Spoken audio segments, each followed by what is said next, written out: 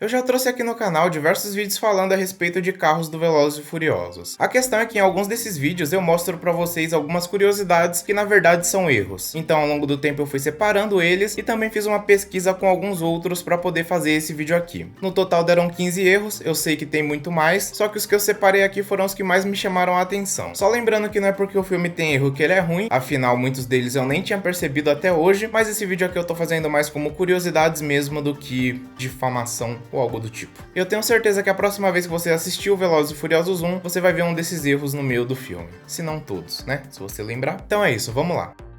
Aqui eu coloquei na ordem que acontece no filme, então vamos começar pelo 15º erro, que no caso é na primeira cena. Bom, como eu falei pra vocês, esse erro acontece na primeira cena, que no caso é na hora que os Civics vão roubar as cargas do caminhão. Como vocês podem ver por essa imagem, quando o caminhão sai do porto, ele tem duas rodas de cada lado. Inclusive quando os Civics chegam para poder roubar ele, ainda é o mesmo caminhão, só que na hora da cena mais clássica, que é quando o Civic vai passar por baixo do caminhão, já mudou a parte de trás. Ele tá apenas com uma roda. E o mais curioso é que na cena seguinte, no take seguinte, ele volta a ser o primeiro caminhão com duas rodas atrás.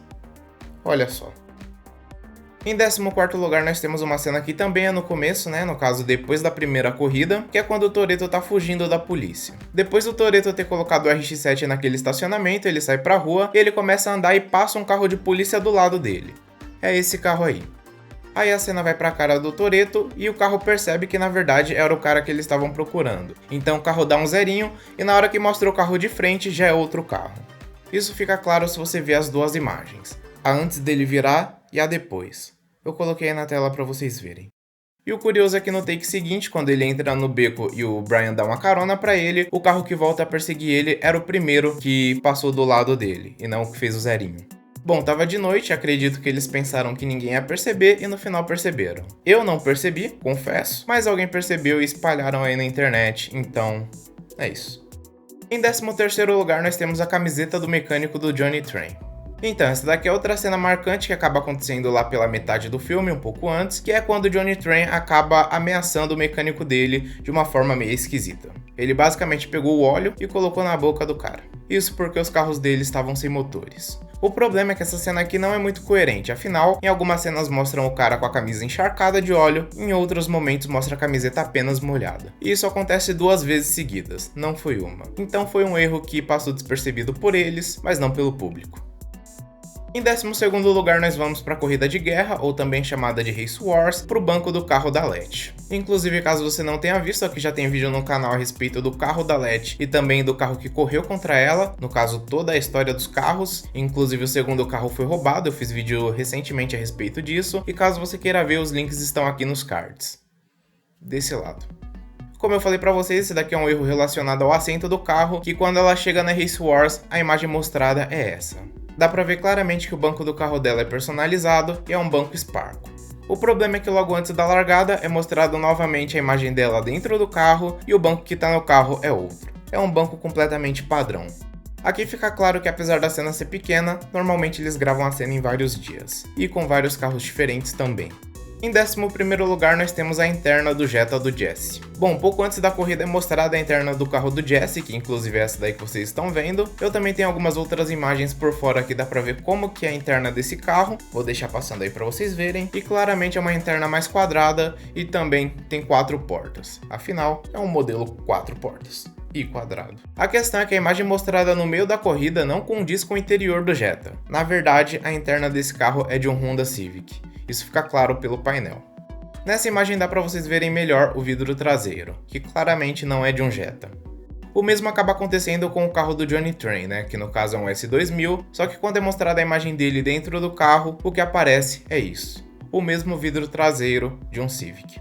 Bom, se você estivesse se perguntando por que acontece isso, é justamente porque eles acabam utilizando um carro chamado Mike Rig, Ele é basicamente um carro que fica em cima de um caminhão, que é utilizado para fazer as cenas em movimento em alta velocidade.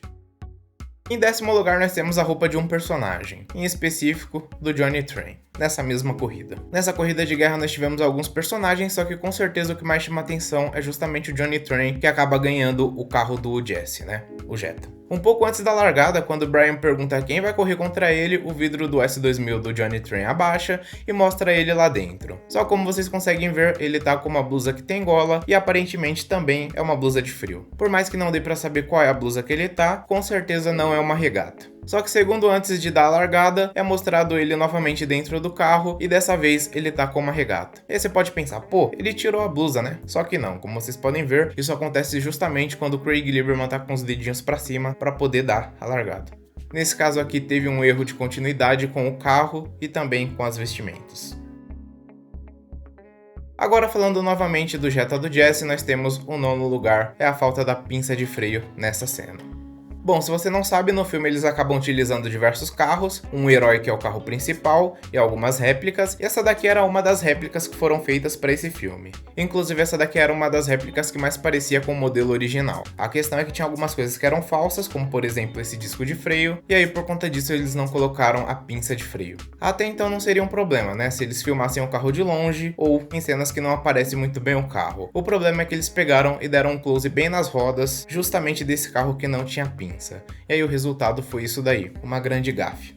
O curioso era que o carro principal, ou também chamado de carro-herói, ele tinha sim uma pinça de freio, era uma pinça de freio preta da Brembo. Só que nesse dia eles acabaram utilizando a réplica, provavelmente porque nessa corrida de guerra aí eles forçaram muitos veículos, inclusive se você viu esse outro vídeo que eu fiz, vocês sabem que esse RX-7 branco ele acabou saindo daí com problema, então para não estragar o carro principal eles acabaram utilizando essa réplica, só que essa réplica não tinha pinça, e aí aconteceu isso.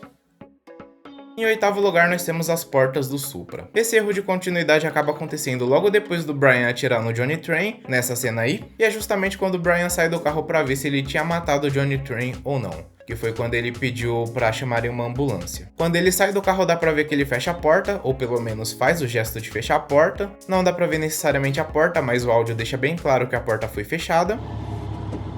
Só que quando ele vê o Dom e decide voltar pro carro, as portas estão magicamente abertas.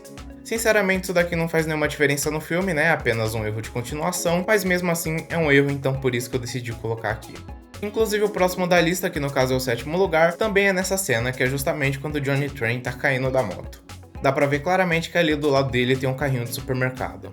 Só que quando o Brian sai do carro e vai até lá, é mostrado uma cena com um zoom out, mostrando praticamente toda a calçada, você não consegue ver nenhum carrinho de supermercado lá. Novamente é só um detalhe, mas é interessante mostrar, né? Com certeza passou despercebido por vocês. Em sexto lugar nós temos o fio de segurança. Bom, essa daqui eu confesso que eu já tinha percebido, né, há muito tempo atrás, só que é interessante mostrar aqui porque pode ser que alguém não tenha percebido. Apesar de ter percebido, eu nunca tinha visto isso como um erro, afinal o Vince estava preso também lá por um metal e eu achei que seria algo relacionado. Não sei por que eu fiz essa ligação, mas na verdade é um erro sim. Esse daqui era um fio de segurança que era para estar escondido, né, para não desequilibrar o Brian na hora que ele estava fazendo essa cena. Inclusive dá para ver que quando ele pulou para lá, não tinha nada nas costas dele. E isso acaba evidenciando que é um erro. E ainda nessa cena do Vince, só que um pouco antes do Brian chegar, nós temos o quinto erro, que no caso é relacionado à roupa do Vin Diesel. Antes do Brian chegar, o Toretto estava tentando salvar o Vince, né? Ele estava dirigindo e com uma mão esticada, e como vocês podem ver, ele estava com uma camiseta branca. Isso de manga curta. Só que o problema é que tem duas cenas que mostram ele com a mão esticada, e o cara que tá com a mão esticada tá com uma blusa de frio preta, e não com uma camiseta branca. E aí eu poderia falar aqui pra vocês, nossa, como é que eles não perceberam? É uma distinção muito grande, né? Afinal, um é uma camiseta branca e o outro é uma blusa de frio preta, só que na verdade nem eu percebi. É que a cena acontece muito rápido e normalmente o foco nosso está nos caras presos e não no que eles estão vestindo. Em quarto lugar nós temos as rampas que foram utilizadas. Se você assistiu esse filme, você sabe que em algumas cenas os carros praticamente voam. Não necessariamente como acontece no último Velozes e Furiosos, né, que é bizarramente bizarro, mas os saltos acabam chamando bastante atenção. Para quem não sabe, eles acabaram utilizando várias rampas para poder fazer esses saltos, e inclusive elas aparecem em alguns frames das filmagens. Aqui eu trouxe dois em específico para mostrar para vocês. A primeira é quando o Eclipse está fugindo da polícia logo no começo do filme, e bem aí dá para você ver a rampa. E a outra cena é mais pro final, perto da última cena, que no caso é quando o Supra tá correndo atrás das motos. Tanto o Supra quanto as motos pularam nessa rampa. Dá pra ver bem elas ali. E apesar dessas rampas terem aparecido na filmagem final, as cenas ainda são muito boas. Em quarto lugar nós temos o Brian trocando o celular de mão na hora que ele tá ajudando o Vince. E aí você pode até pensar que trocar o celular de mão é uma tarefa bem rápida, né? Só que não é tão rápido quanto aparece nessa cena. Ele inverte o celular de mão bem na hora que ele tá pedindo ajuda e seria praticamente impossível acontecer essa troca do jeito que foi mostrado. Então é sim um erro. Em segundo lugar, nós temos uma imagem invertida no final das filmagens, na última cena. Bom, esse daqui é um detalhe bem rápido e curioso que passou despercebido para muita gente. Para quem não sabe, o número desse trem era 3134 e nessa imagem dá para ver claramente que a imagem está invertida. Só que quando o trem passa e mostra essa imagem dos carros pulando, a imagem já está desinvertida, ou mais conhecida como normal. A verdade é que essa imagem foi gravada em vários takes e depois montada no final, justamente por isso que acaba tendo alguns errinhos. E esse daqui é um deles. E em primeiro lugar, nós temos a última cena, que é quando o carro do Toretto tá capotando. Dá pra você ver o capacete do dublê. A cena ocorre depois desse salto que eu mostrei pra vocês no tópico anterior, e aparentemente está tudo bem, né, que eles teriam conseguido o salto, e aí aparece um caminhão na frente do Toretto, e ele bate e capota o carro. Só que quando o carro tá dando um flip no ar, se você passar bem devagar, você consegue ver um capacete branco na cabeça do dublê. Obviamente que eles tinham que colocar isso para segurança do cara que estava lá dentro, e seria muito difícil regravar essa cena, afinal, um Charger foi destruído. Então por conta disso, acabou passando despercebido por eles e por muita gente também.